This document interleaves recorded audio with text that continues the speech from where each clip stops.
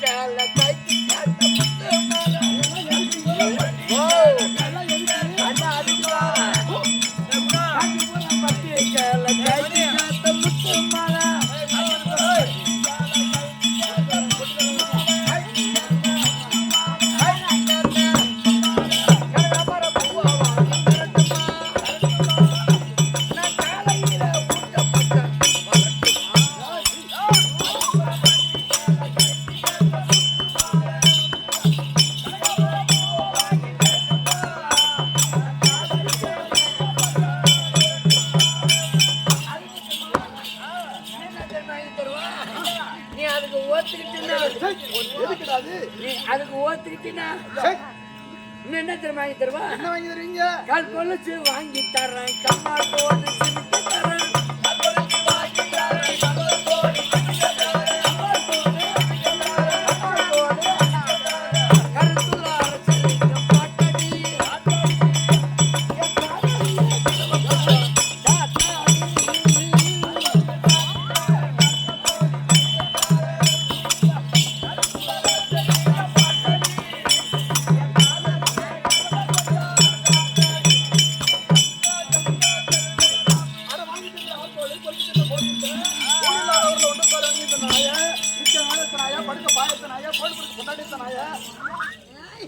இதெல்லாம் இல்லைன்னு எந்த வல்லியார் வாங்கி கேட்டேன். நிக்கணும் எவ்வளோத்தினாய, படுக்க பாயத்தினாய, தென்னை சோழத்தினாய, நிலமலத்தினாய, ஆடுமலத்தினாய, கீட்டு போட்டு படுக்க பொட்டாத கேட்கிறாரா? இதெல்லாம் இல்லைன்னு எந்த வல்லியார் கேட்டேன். அறிவாயா நொங்கு தக்கும் ஒன்ன சொல்லி தப்பில்ல. நரியின் குணம் நடையில தெரியுமா? ஆமா. ஜாதியின் குணம் வார்த்தையில தெரியுமா? புரியுமா? ஜாதிமான் ஜாதி கஞ்சுமா. ஈன ஜாதி எதுக்குமே அஞ்சாதான். ஒரு ஈன ஜாதி உனக்கு உனக்கு எல்லாம் எங்க தெரிய போகுது? அது ஒண்ணு கிடையாது. அதாவது ஒரு கோணி பையில தானியம் இருந்தா அது நேரா நிக்கும். தானியம் இல்லாத கோணி பை என்ன பண்ணும்? தானியம் இல்லாத கோணி பைக்கு சமம் நீ. ஓ நானா? நான் அந்த கோணி பை நிறைய இருக்கக்கூடிய தானியத்துக்கு சமம் நான்.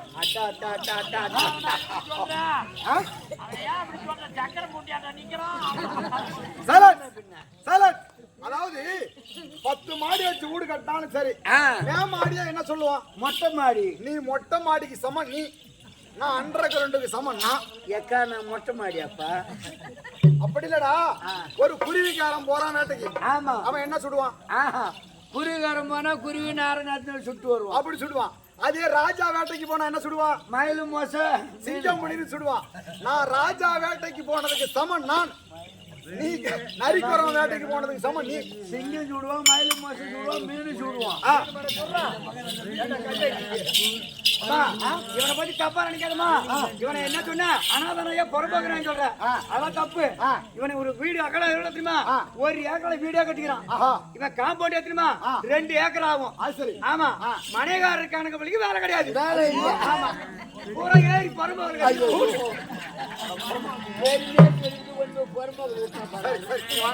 சரி, அது போட்டுப்பா. இப்ப பேசிட்டு இருக்க நேரம் இல்ல. ஆமா, இன்னைக்கு பாலகிருஷ்ணன் கட்டிட்டு நிக்கிறான். ஆமா, சரி, அது போகட்டும். அதாவது நான் என்ன சொல்றேன், இப்போ என்ன லைட் அரேஞ்ச்மெண்ட் ஒட்டு விட்டு தெருக்கூத்து எதுக்காகன்னு கேக்குற? எதுக்காக தெருக்கூத்து? ராமசாமி இறந்ததை முன்னிட்டு தலை தேவசம் வச்சு அவனுக்கு கூத்து வச்சிருக்குது. உனக்கு என்னைக்கு தலை தேவசம் வரும்? எனக்கு அடுத்த மாசம் வந்துருமா. அட்வான்ஸ் ஏற்கனவே 5000 கொடுத்தா வச்சுக்கிறான். நான் செத்துட்டா ஆட்டோ நீங்க ஆடுவீங்களோ ஆட மாட்டீங்களோ அப்படி 5000 ரூபாய் அட்வான்ஸ் 5000 கொடுத்துட்டா இருக்குது. நான் இருக்கும்போது அடுத்த வாரம் ஆடணும் எங்க ஊர் ஆட்டம். ஏன்டா சத்தா தானே ஆடுவான்னு சொன்னா நீங்க ஆடுவீங்களோ ஆட மாட்டீங்களோ வருவீங்களோ வர மாட்டீங்களோ ஏமாத்திட்டு போடுங்க. நான் இருக்கும்போது முன்னாடி ஷேர் பண்ணுவோம். நீ ஆட்டத்தை வைக்கணும் பாக்கணும். அப்படியே தெருக்கூத்து வச்சிருக்கீங்களா? நம்ம எல்லாம் ஒரு தெருக்கூத்தாடிகள் அப்படித்தானே? அதாவது பௌத்துக்கும் சோத்துக்கும் ஒரு காட்சி கருவிக்கு வந்திருக்கிறோம். ஊரை ஏமாத்தி சாப்பிடுறோம். இப்போ பாண்டிய மன்னனுடைய சபையில தினந்தோறும் சபையை கூட்டுவது வழக்கமா? ஆமா. பாண்டிய மன்னன் மதுரை ஆண்டோன்படியான பாண்டிய மன்னன் தினந்தோறும் சபைகளை கூட்டுவாராம்.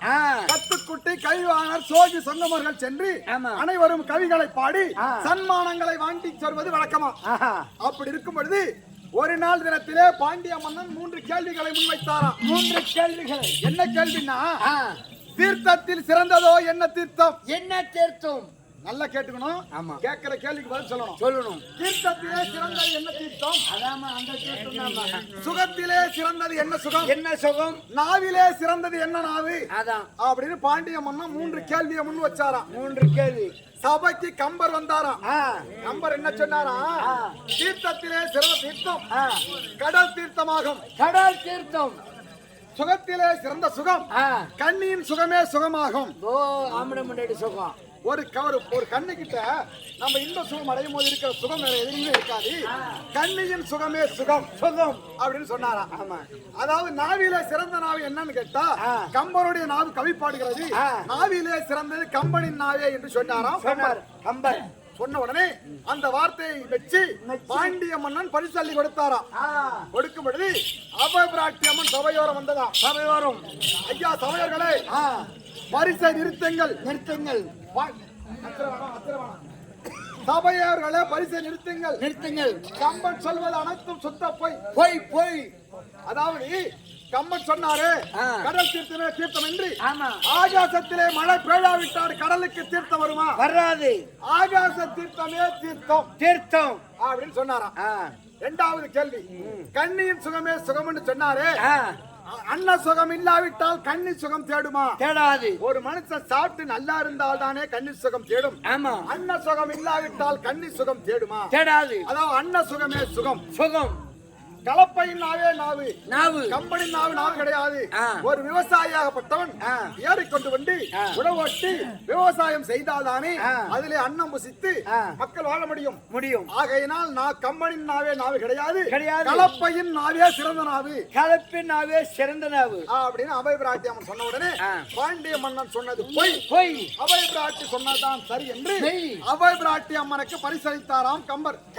அதாவது பாண்டிய மன்னன்.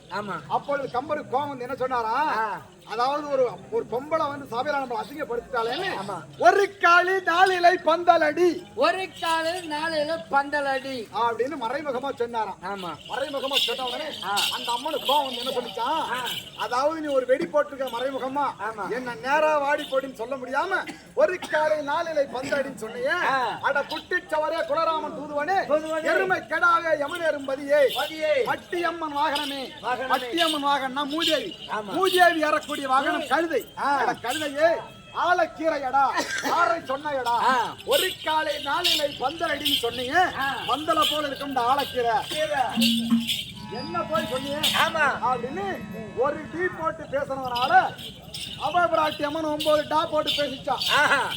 அப்படி அபய பிராட்டியை போலவோ கம்பரை போலவோ நாம் தெரிந்த புலவர் அல்ல, ஏதோ நம்ம சிற்றறிவு தேற்றியவாறு நாம் நடத்த முன் வந்துள்ளோம். உடனே சரி, அது போகட்டும். 6 எழுத்தில் அடங்கியது என்ன? என்னமா 6 எழுத்தில் அடங்கிய திருப்புகளை ஏற்றியவர் அருணகிரிநாதர். அருணகிரிநாதருக்கு ஆண்டவன் முருகன் துணை. முருகன் பிறந்த இடமோ சரவண பொழிகை. பொழிகை என்றால் கங்கையை தரித்தவன் ஈசன். ஈசன் ஏறக்கூடிய வாகனமோ சிவம். சிவத்தை படைத்தவன் பிரம்மா. பிரம்மாவின் மனைவியோ சரஸ்வதி. சரஸ்வதி கையில் வீணை. வீணைக்குரியது நாதம். நாதத்திற்குரியது சங்கீதம். சங்கீதத்திற்குரியவன் நாரதன். நாரதன் செய்வது கலகம். கலகத்தை கொடுத்தவன் தர்க்கன். தர்க்கனின் மகளோ சக்தி. சக்தியின் கையில் கபாலம். கபாலத்திற்கு ஒரு அரக்கர். அரக்கர்கள் செய்வது அக்கரம். அக்கரமத்தை அடிப்பது சக்கரம். சக்கரத்திற்குரியவரோ விஷ்ணு. விஷ்ணு அவதாரமோ 10 தலையுடையவன் ராவணன். ராவணன் நாடோ இலங்கை. இலங்கை என்றால் ஒரு ஆழியாக சமுத்திரம். ஆழியாக கடல் சமுத்திரம்.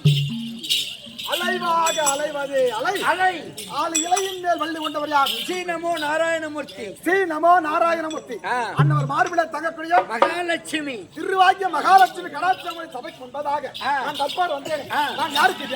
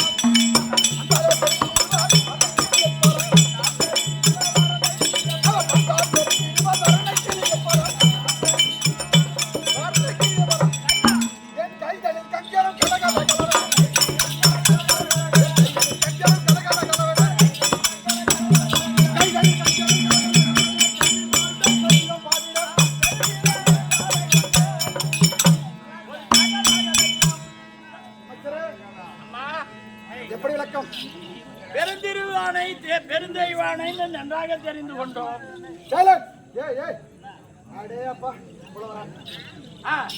பெருந்திருயானை என்று மட்டும்தான் தெரியும். நான் எப்படி பிறந்தேன், நான் யாரை மாலையிட்டு இருக்கிறேன், ஏதாவது விளக்கம் தெரியுமா? இதெல்லாம் நான் எப்படியம்மா தெரிஞ்சுக்க முடியும்? உங்க வீட்டுல நடக்கிற விஷயம் இது. தத்தாத்தி முனிவர் ஒரு நாள் தவம் செய்து கொண்டிருந்தார். தத்தாத்தி முனிவர் தவத்தை கலப்பதற்காக ஊர்வசியாமனாகப்பட்டது ஒரு யானை ரூபம் எடுத்து தத்தாத்தி முனிவரை தழுவினாள். தழுவிய உடனே ஞானத்தால் அறிந்த தத்தாத்தி முனிவர் ஏது ஏது ஊர்வசி யானை ரூபத்தில் தன்னை தழுவுகிறாள் என்று இவரும் ஒரு யானை ரூபத்தை எடுத்து தத்தாத்தி முனிவரும் தழுவினார். தழுவிய போது ரிஷி பண்டம் ராவு தங்காமல் வெடிக்கு 3.25 நாளைக்குள் குவா குவா குவா அந்த குழந்தைய அங்கேயே போட்டுட்டு தத்தாத்தி முனிவரும் சென்று விட்டார். ஊர்வசி அம்மனும் சென்று விட்டது. என் தந்தையாகிய பலராம சக்கரவர்த்தி வேட்டைக்கு செல்லும் பொழுது பல நாளாக குழந்தை இல்லாமல் இருந்ததினால் என்னை கொண்டு வந்து என்னை வளர்த்தார்கள். பலராம சக்கரவர்த்திக்கும் ரேவதி அம்மனுக்கும் வளர்ப்பு மகளாகிய என் பெயரோ பானுமதி. பானுமதி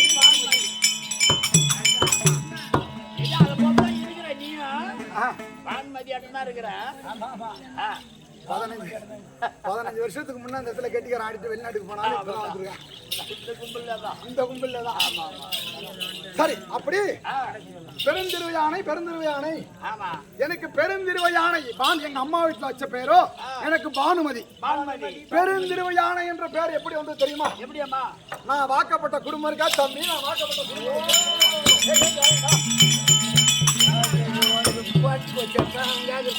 நெருங்கி கிடக்குதா? நான் வாக்கப்பட்ட குடும்பம் இருக்கா தம்பி? வாக்கப்பட்ட குடும்பம் ஒரு குடும்பம். எங்க வீட்டுக்காரர் இருக்காரு, எங்க வீட்டுக்காரரு அவர் பேர் என்ன தெரியுமா? அவர்ரா தம்பி, அவர்ரா.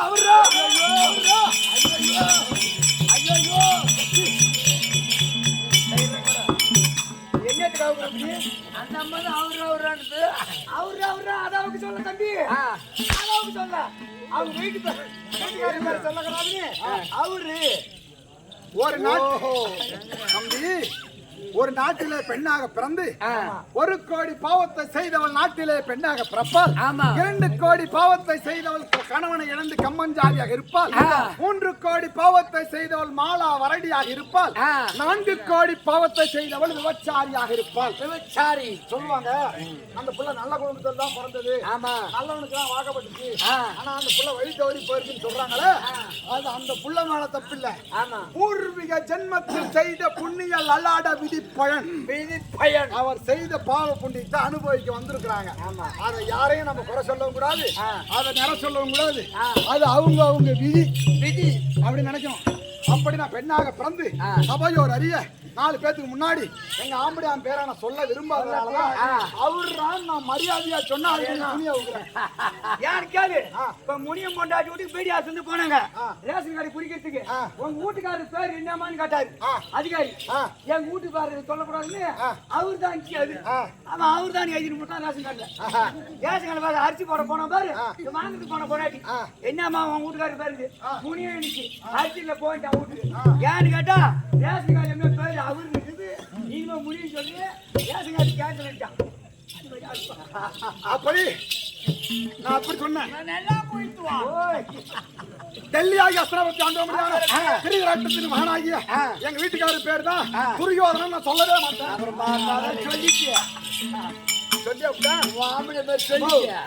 எங்க வீட்டுக்கு 2 மரிமா வந்துக்குது. முன்னால்தான் என் பையனுக்கு கல்யாணம் ஆச்சு. நீங்க என்ன பண்றா? எங்கம்மா உங்க வீட்டுக்காரனா?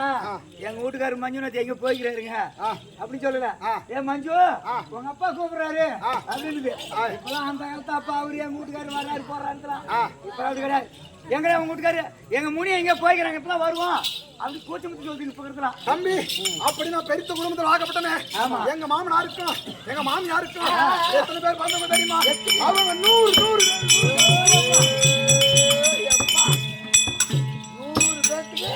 என் மாமியா பிறந்து 10 100 பிள்ளை நான் பார்த்தேன். இவளுக்கு விட்ட கொடுத்தாலும் நீங்க 100 பேத்துக்கு நீங்க மூத்த பொண்டாட்டியா? நான் தான் மூத்த மரிமாவோட கம்மனடி மூத்த மரிமாவா? ஆமா. அப்ப 100 போயிருந்தா உன் கையில அடக்கும்.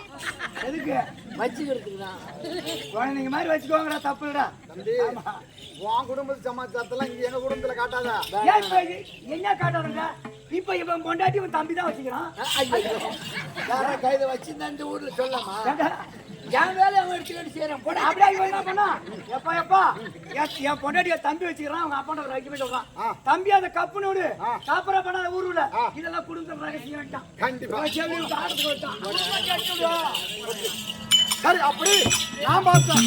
எங்க மாமியா 100 பிள்ளை பெத்தால நம்ம இவளுக்கு விட்டு கொடுத்த ஆளு கிடையாதுன்னு. நான் எத்தனை பிள்ளை பெத்தேன் தெரியுமா? தம்பி நான் 60 பிள்ளை பெத்தேன். உங்க குடும்பமே புலப்பேங்கிற குடும்பம் இருக்குது. அப்படி கிடையாதுடா. எங்க மாமியா பெத்தது என்னமோ 100 புள்ள, நான் 60 லட்சணம் பொருந்திய ஒரே குழந்தை லட்சண பாலான நான் பெற்றெடுத்தேன். ஒரே புள்ளியா? ஒரே பையன். அதான் உடம்ப கட்டு விடாத இருக்குது. ஒரு புள்ள பெத்தாலும் கேவிம்பாங்க, ஒரு சால் ஓட்டினாலும் புரியுதுன்னு சொல்லுவாங்க. ஒட்டம்பு இருக்குதுப்பா. ஒரு சால் புரிஞ்சு ஓட்டா கிள்ளி முடிச்சிரு மறுபடியும். ரெண்டாவது சால் மணிக்கு ஓட்டு 6 மாசம் லேட் ஆகும் உங்களுக்கு. ஆமா. அப்படி நான் 60 லட்சம் பொருந்திய ஒரு குழந்தைய கட்ட கடந்து எடுத்த மாதிரி பாட்ட சாட்டமா கருவேப்பிள்ள கொத்த மாதிரி நான் ஒரு குழந்தை பெற்றெடுத்தேன். புள்ள பெற்றுட்டியா? புள்ளெல்லாம் பெற்றாச்சு. இருமா.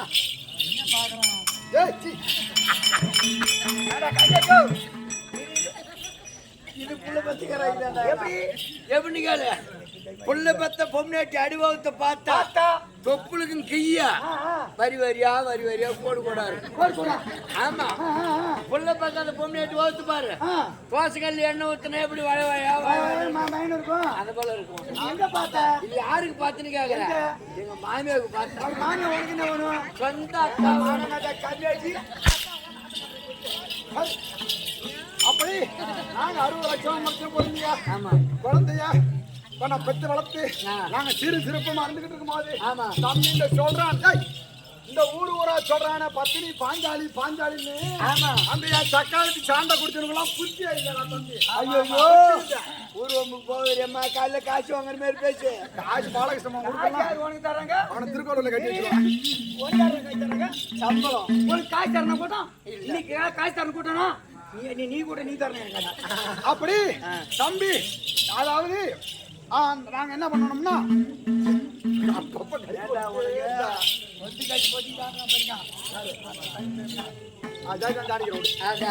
அப்படி நாங்க இருக்கும் பொழுது அந்த பத்தினி பாஞ்சாலி பத்தினி சொல்றானே 5 பேத்துக்கு பொண்டாட்டி அவ எப்படா பத்தினியா இருப்பா? பொண்டாட்டி அவ எப்படி பத்தி? இவனு கோயில கட்டுறானுல தீ மதிக்கிறானுல எனக்கு இல்லடா செய்வேன் தம்பி. ஐயோ ஒன்னி போட்டு மெரிக்கணும் இந்த ஊர் நாட்டார் தலைவர்லாம். நான் தாண்டா பத்தினிலும் பத்தினி பீவுர் பத்தினி. அம்மாதான் பீவுர் பத்தினி. ஆனா ஒருத்தனுக்கு ஒருத்தியா இருக்கிறோம் பத்தினியா, 5 பேத்துக்கு பொண்டாட்டியா இருக்கிறோம் பத்தினியா. சரி விடு, அதெல்லாம் அங்க போவானு. பத்தினி அம்மா பியூர் பத்தினி. ஆமா ஆமா. அப்படி நாங்க இருக்கும் போது அந்த என் சவுத்தியா இருக்காளா, அந்த என் சக்காலத்து இருக்கிறாளா, அந்த அம்மாவுக்கு அந்த என் சக்காலத்து எப்ப வந்து எங்க நாட்டுல அடி வச்சாலோ தீ மேரிக்கிறாங்க, நாட்டம் வைக்கிறாங்க. அந்த என் சக்காலத்து எப்ப போட்டு எப்ப மேரிக்கிட்டு ஒரு 4 நாள் போட்டு மேரிக்கலாம். அந்த சக்காலத்து எங்க நாட்டுல வந்து அடி வச்ச உடனே சரி அது பாக்க, அதாவது பாண்டவர்களுக்கும் துரியோதனாதிகளுக்கும் ஏற்பட்டு நேற்றோடு 16 நாள் யுத்தம் முடிஞ்சு போச்சு. இன்று நடப்பதோ 17ஆம் நாள் யுத்தம். அமர் யாருக்கு ஜெயம் யாருக்கு அபஜயம் என்று தெரியவில்லை. எங்க வீட்டுக்காரர் கூப்பிட்டாரு, ஐயா மகாராஜ், ஐயா